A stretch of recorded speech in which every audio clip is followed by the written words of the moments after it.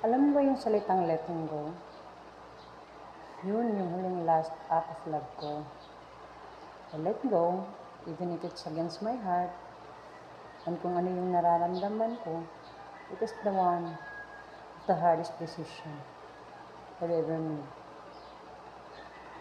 Kasi the more you hold on, the more yung pain. Hindi na ako nagpaparamdam ulit. Yun yung last act of love ko. Have you been in the position na mahal mo pa, pero ayaw mo nang iparamdam yung gusto mo, or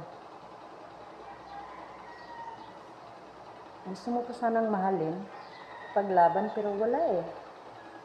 Her action set it all. Ayoko na kasing mag-beg. Hirap kayang mag-beg at mag-face sa isang tao na hindi akong gusto. I'd rather be alone kaysa maramdaman ulit yung pain. Oo, unfair ako sa part na I live without explanation. I distance myself.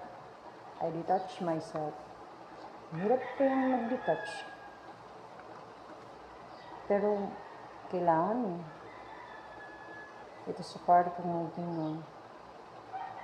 It's sad kasi umabot ako sa point na I'm slowly distancing myself, not because I lost my feelings, but because na-realize ko na hindi talaga ako yung kailangan.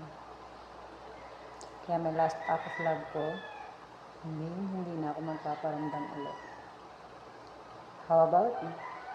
Ano ang last act of love mo? Bye!